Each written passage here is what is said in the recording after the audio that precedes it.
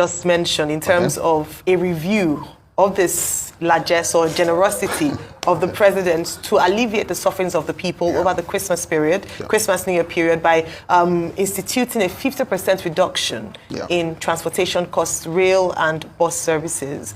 As an operator yourself, can you give us a review? How well did this work? How many people benefited, at least from your station, and how were you able to track it? Okay, thank you very much. Good morning, everyone. Yeah, I think we have to place this in perspective from the fuel subsidy removal. You know, if you observe what has happened, the problem with the fuel subsidy is essentially a transport issue. The pain point is transportation. So you suddenly have a situation where transport costs jump up by as high as 50%. You know, prior to this time, people were spending up to 40–50% of their income on transportation. So with the fuel subsidy removal, the transport costs jump up.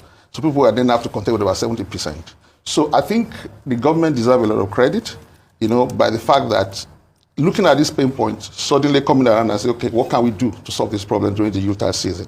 And then they brought this policy on board. So from our side in Oshodi, it turned out that we have over 40%, 35 to 40% increase in number of passengers that turn up during this period. We've been on charge of that terminal for over 5 years, and as we've never seen this kind of surge before. It was the first time. So people responded positively. People were happy with it. You know, all of a sudden, somebody traveling to Onitsha, who normally should pay 22,000, have to pay 11,000. And then we have to do actual refund of cash. So it's something they've never seen before. They thought, well, how is this happening when we are not in an election period? So it's something that I think was well received. We've seen this surge in the number of passengers, and the fact that it was actually cash-based. So we made. Let me ask you a specific question. Yeah, I think because since you're an operator, yes. Can you give us the number of people who would usually ply your route during the Yuletide season? Yep. How many people did, you know, benefiting from this last, 50% reduction? So usually the numbers, then the numbers in the last cycle, and how many people benefit from the 50% reduction? Okay, from Oshodi Terminal, as at the last time we tracked, there are over 6,000 people that benefited within the 14-day period. Okay, before now, we would normally have something like about 3,500 to 4,000. Okay, that's the kind of number we used to have. And then in terms of transport costs, for the longest route, if you are traveling to the east, which is the longest route that you have, so people would normally have to pay 22,000. So because of the 50% reduction, they were getting 11,000 naira. We also had other routes like Ilorin and then also Akure as well, where people were paying 6,000 naira and then we have to refund 3,000 naira to them. And it was physical, everybody could see it. It's something that people can track and they get their money in life. And we have the video recording of everything that happened, including the manifest of all the passengers. All right. So how many passengers did you make those 3K refunds to? Number one. Yeah. How many of those passengers did you make those 3,000 refunds to? You said over 6,000 people. Yeah, passengers, yes. Passengers traveled that period. Yes. Did the 6,000 people benefit from the scheme? Absolutely. And we have all the records, yes. It varies from Akure and Ilorin. So those ones were getting a refund of 3,000 naira. And then if you're going to Akure, in terms of 8,500, you get a refund of 4,250. Why did they need to get a refund if the subsidy had been effected and you just pay the half price already? Why did they need to get a refund? Okay, because of the process we put in place so that it's transparent. So what we did is that you pay your full fare at the point where you buy your ticket. So when you board, and once you finish boarding, and then they reel out the manifest. So with the manifest, the drivers refund your money to you, and then government in turn refund the balance to the passenger, to the drivers at the end of the day. So that's so why?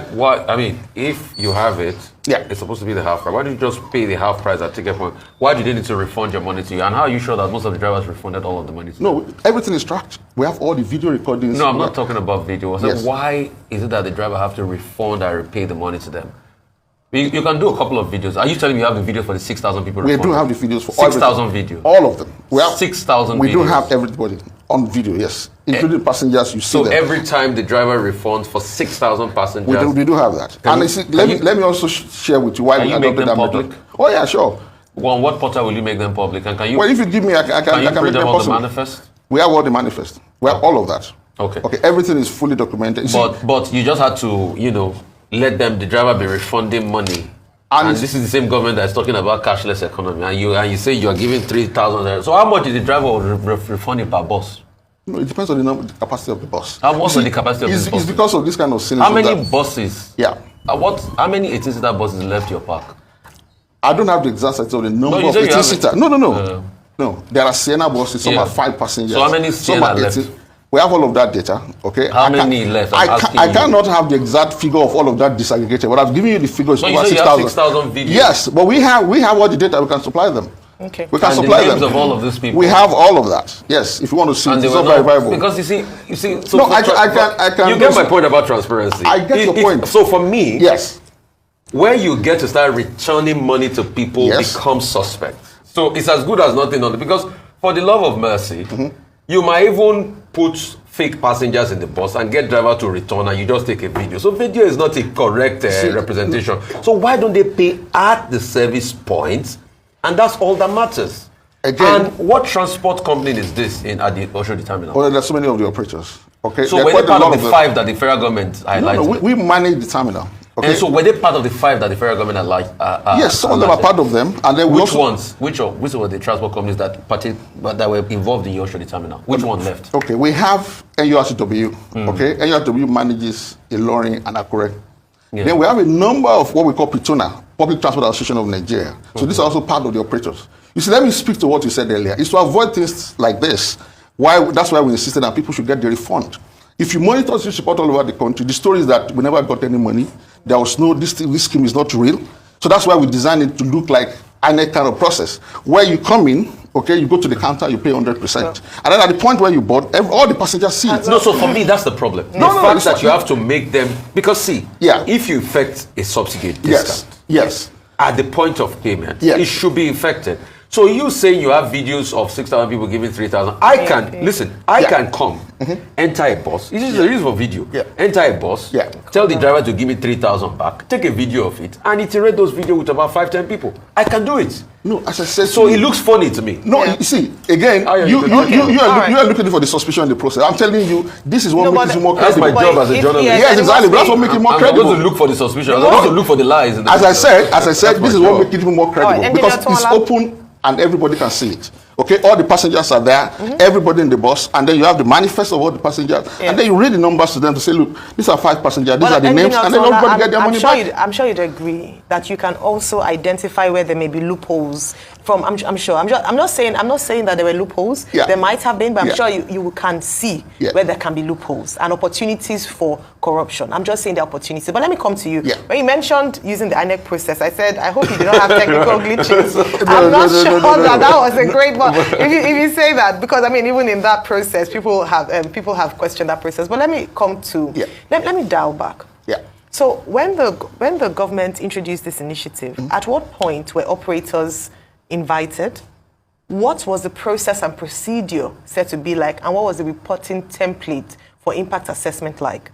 Because it's important. A number of people, one of the criticisms of these schemes, which a lot of people praised, we also praised it. We thought it was fantastic to see that the federal government was looking to alleviate the poverty, the sufferings of the people by helping them with some form of, this one is transportation subsidy. Absolutely. But also, we must scrutinize it. Because we want to scrutinize it so that when schemes are introduced, there's a robust risk assessment, analysis, and even review, so that next time, if such a scheme exists, those loopholes will be plugged. And that's why we're asking this question. So I want to ask, so at what point were you consulted?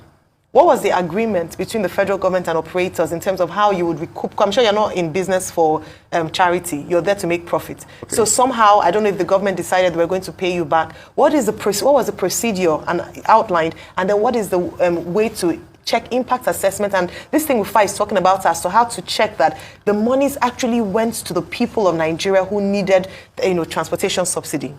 Okay, well, the way I look at it is this. It was, done at the level of the federal government, okay? They spoke directly with the operators in Abuja, and then they picked some of the major transport operators that we all know to be part of this scheme. Part of what you also need to know is that all the major security operatives in Nigeria were involved in this, including DSS, EFCC. They monitor, even in my office yesterday, DSS came in there to share some of the things they saw in the process. Okay, so it's not something that is just left to us alone. Government on its own planted security services all over all of these locations. So just tell us the procedure and processes. Just check. So they invited operators to Abuja. Yes. Like the week of or the day before, because it was an immediate. No. There were consultations going on for a very long time. And then, of course, the process of, I wasn't part of that process in Abuja, okay? So, but they invited operators from what I've been told, and then there was a press release by the Oil Minister as well on how the process was conducted. So how has impact been measured? Is it just by this picture? I can see on the screen now. distribution of money to Yeah. people who went on this, and a picture is taken, and I think they even had to say some things Yeah, they did to tell the you camera. everybody, yes. All right. Yeah. So how was this? So you have this for this was the only 6,000. thing. We have all of this. Who For do you- 6,000 people. So who do you We have all of submit? this Who do you video. submit this to? Once how do you There's verify? a it? report that is being pulled together. Okay. We have all the manifests of all the passengers. Okay. Alright. And then all of that is being collated. How many passengers to carry on a day-by-day basis, the destinations, where they're going, how much they paid, how much subsidy was paid to them. All of this report is being put together, and it will be forwarded to the government at the end of the exercise. What was the means of identification of these passengers? Now, if you bought buses in public transport environment like this, so everybody come in with their name, and they write their name, and they pay. That's why I was So telling you what was earlier. the means of identification of these passengers? They don't have to have a means of identification. Why? No, it's not the requisite for No, you. for scrutiny's sake, because you're putting it in the manifest. What was the means of identification? So because you know Everybody- what? Because if you are putting a photo up and Yeah. you're putting a banner, you're saying they are talking and everything. How do we identify who is who? As I said before, you must understand the current system of operation before you can design this kind of subsidy. Okay, what's the current system of? If you want to board in any motor park or terminal in Nigeria today, you don't have to have a requisite means of identification. It's not a requirement. Unlike airline, which is compulsory for you to Unlike have. train. Yes, unlike trains as well. So you just walk in there and say, okay, my name is Mark Chuku, I'm going to Owerri, okay? And then you register your name on the manifest. So when you do that, when the bus is fully loaded, everybody pay the full fare, and then they get their money back. So for me, I'm Yeah. just curious about this method of Yeah. taking pictures and all of that. Because, you know what I said? I'm curious. Yeah, sure. Just like how a lot of some people took pictures of the rail service, we saw the investigative report that came out from the cable, as regards how some people have bought those tickets and they did round trip it, you know. So that's why I'm just saying. I mean, you can get anybody.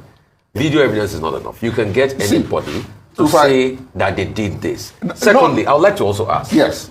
Were these transport companies based on the 5 transport companies they highlighted? Because I'm seeing Moscow Transport or something. That's what those are members of Pitona. Okay, they were added to the scheme, and then also When were they added to the scheme? Sorry? When were they added to the scheme? No, the federal government announced it. Federal government added them on the second day of the scheme Okay, because on some the second routes, day of the scheme. some routes So some routes were not covered. were in not the first covered. one. Yes, for instance, Ilorin, and then Akure was also not there. At You the said, stage. correct me if I'm wrong, please. Yeah. Correct me if I'm wrong. Yeah. You said money was disbursed by the federal government to pay back the drivers. Yes, please. Who made the disbursement? To the federal government or to this From the operator. federal government back to the drivers. Who made the disbursement? Now, it's in two parts. Okay, Yeah. for the album, they were paid directly.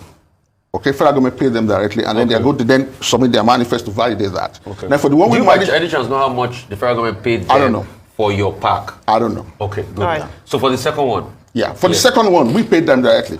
Okay, So and they federal were government gave you reconciling. money? Yes, and How then we're much going to did they give reconcile. No, we haven't gotten the money yet, but we're going to reconcile with them. so how much from your pack in this scheme are you going to reconcile? No, we're reconciling all the accounts. At the end of the day, when we're done with we're compiling the report. So as I where said. did you get the money for to pay back the drivers for the rebating? No, it's from our own income as well. For your own income? Yes. So you were just taking money and spending? Then we're going to then reconcile with federal government and get the money. All right. Okay. We'd like to know that number. All right, No let's problem. get more details on Okay, the sure. scheme. So the scheme was meant to end today, 4th of... Yesterday, sorry, January 4th of 4th, January. yeah. But the president extended it. The rail, yeah. Yeah, the rail for the rail, service. but the bus service has ended. Yes, yesterday. All right, so I asked earlier on, and I don't think you've given us a robust response as to the impact of this. I hear Yeah. you say 6,000 people, at least Yes, from your no, sure. terminal Yeah, alone. sure. I don't know if you've had conversations with other bus operators around. I'm sure you must have an association in terms of to what extent were there any challenges recorded. And the benefit of this is, like I mentioned, is that we must, as this is the first of its kind, like Yeah. you mentioned, we must assess the success, the errors for improvement, so that in the event that a scheme like this happens, Yeah. then we are able to implement your recommendations or learnings from this initial one. So what were some of the challenges that you encountered, in the process, and then what can the government do to support or perhaps operators in this instance? And then the second angle to that question is, I'm glad you talked about the fact that when it comes to the fuel subsidy removal, the biggest challenge, of course, is transport and transport Absolutely. costs. Yeah. And this doesn't end after the Yuletide season. No. Of course, there's a massive surge during Yeah. the Yuletide season. So how do you, long term, how can the government help to support commuters in order to at least cushion the effect of the removal of fuel subsidy from your perspective as an operator? Okay, well... So the first question is first on the impact Yeah, and and some of the challenges challenges, faced, yes. yes, and what can be done to improve the scheme in Yeah. the future. Perhaps one of this is the money, the way that money is reimbursed, Yeah. maybe at the point of purchase.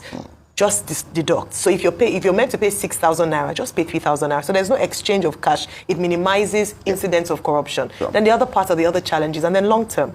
what can the government do to support Nigerians, your commuters, in terms of transportation costs? Yeah, okay, thank you very much. Well, to answer the first one, you see, the issue is, first of all, we didn't have enough time to plan this scheme. Let's agree. Yeah. But then you can't take away the fact that federal government meant well.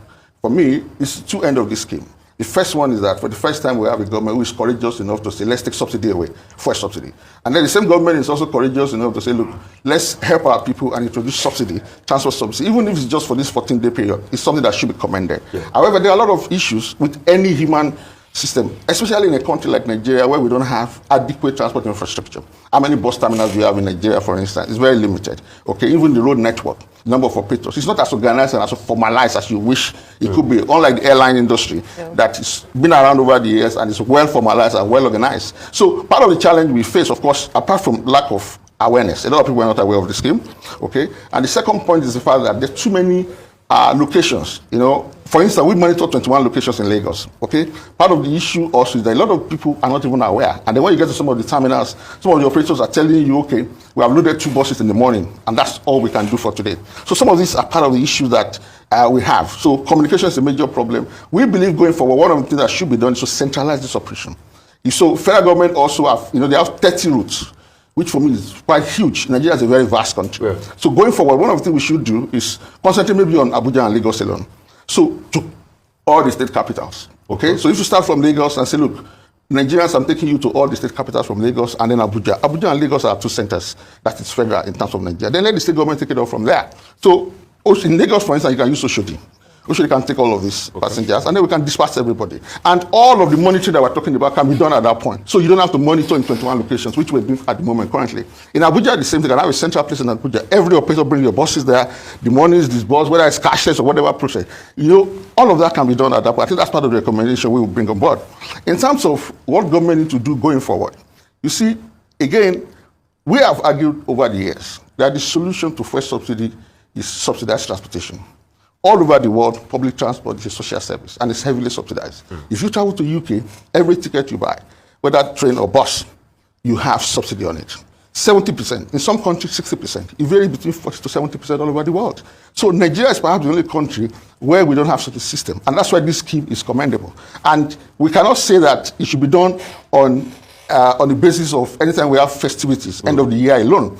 We should look for a means by which we should introduce transport subsidy in our cities all over the country. Guess what? The state government are earning a lot of money now. Last month, they shared almost 1.7 trillion. This money comes from a first subsidy.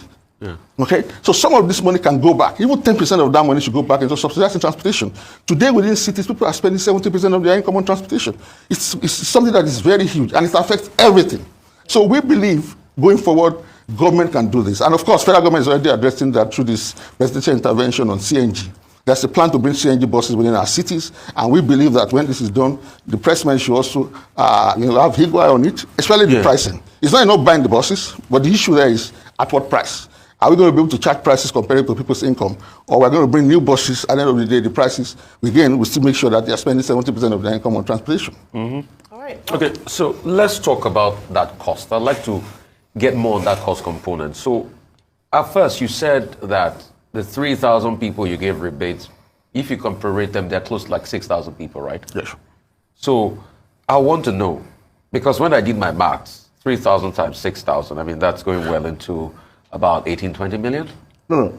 The figure varies. Okay. So you have people going to the east, going to Owerri, going to Aba. Just some of them is about 22,000. So they get 11,000. Some people get 12,000 naira. Okay. So, and as I mentioned to you earlier, part of the reason why we have to do this in the open is so that people can see it and nobody can accuse anybody of hiding money. Oh, I didn't get my money, I didn't get my rebates. Because every passenger that is already in the bus, that the name is on the manifest, is qualified to get this money back. Okay. And it was done in the open. Everybody saw the process. Okay. Because if you do it otherwise, people will turn around and say, oh no, somebody collected. Just like what happened with the train. Okay. Somebody can come behind and say, oh, they've collected money from me behind it. But this is not the case. You must have been a passenger registered on the manifest before you're qualified to get your 50% refund. After they had boarded the case. Yes, they come down. And then they were being given the money. Money. Yes. And the other part that is that I would like clarity on is the fact that federal government said you guys should go and spend your money. So the money spent now, who you provided it to the car operators, right, from the park? Yes. So the question is, and you said, Was there an estimate or targeted amount by the federal government that they were going to give for your park alone for this scheme? Or they just said you should be doing it, any number you prorate and you bring back to them? Was there supposed to be a target of how many people that will leave your park in the first place? Now, before now, we know we had an estimate because we've been running this, we have data. So, okay, like what's the estimate? Like the... No, I don't have the exact figure now, but before then we submitted the data of the passenger that we used to carry. So that basically I felt that, well, this figure is reasonable enough, and then let's go ahead. So, and we said, okay, worst case scenario, we're expecting about 50% max. We don't expect the 100% because there are other parks that are also doing the same thing, 21 locations in Lagos. Okay, so you don't, what was the projected passenger you said you were going to carry that you submitted to the federal government at first? No, I'm saying we had our own initial based on our historical data. How much is No, it's about 5,000, 6,000 passengers as well, because we had it. 6,000 passengers? Yes. That's what we said, the peak, so the kind of peak how we much can was reach. the initial cost you said to the federal government that will cost for 6,000 passengers? We did not submit the exact cost to them. What I'm saying to you is based was on number of passengers. Yes. There wasn't any projected. There was no projected cost. No projected cost. Okay. All right. I have a comment here, just very quickly before we go. Someone sent in a message that that he feels like someone is lying because the 50% transportation fare cut was not transparent.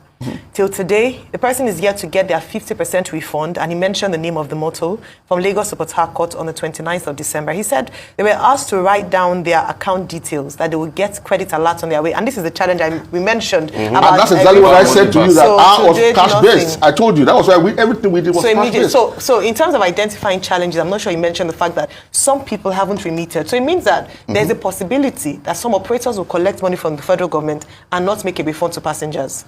That's why I said to you, everything we did in Oshodi was all cash-based, 100%. So we avoid this kind of problem. So it's now, I'm saying generally now, beyond Oshodi, yes. we're talking about we're evaluating the entire scheme across the different route, points. So that's what I'm saying, that these are some of the challenges that the federal government ought to be aware of. Yeah. And there ought to be some form of monitoring system to ensure that operators pay back, at least for this scheme, but in subsequent schemes, let there be no exchange of money. This just brings at the point me of to this. Who audited your transactions? Everything we have. I'm asking you. Who audited? We are going to submit all the reports, and it's going to be audited. Yes. Who is the independent body that audited all of these your transactions? I repeat again. We are submitting a report. No, you must give me a name. No. Is it KPMG or something? Who audited all of these your transactions? Again, I repeat. We designed the process. The federal government believed in it, and then they said go ahead, and that's what it is. So you cannot audit the process that is not even started. And then secondly, you see, because some of these questions you ask them, let us give credit to people who are putting all the effort to make this happen. And we do. Okay, and you are a Nigerian, I'm a Nigerian. I appreciate the fact that you're interested in the process, but at the same time, you look at it this way: we have set up a process. It is working. People benefited from it. And exact issue I was avoiding the other times was somebody raised now. That's why we make the Oshodi one cash. You can't follow that process because everybody get the money at the point where they're traveling. Is it going to go through independent audit? Of course. When you submit the report, it's going to be audited. Okay. All right. Just very quickly, for the sake of people who are in that situation, is there a portal to report erring operators? Did the federal government provide a place that if you didn't get your refund, you can go there to say that you didn't get your refund and provide evidence of travel? Is there any portal like that? No, I'm not aware. But I believe people can reach out to the Federal Ministry of Transportation because all of this has been done, and then also the Honorable Minister of That's a long one. Oh, yeah. Thank you so much, Engineer.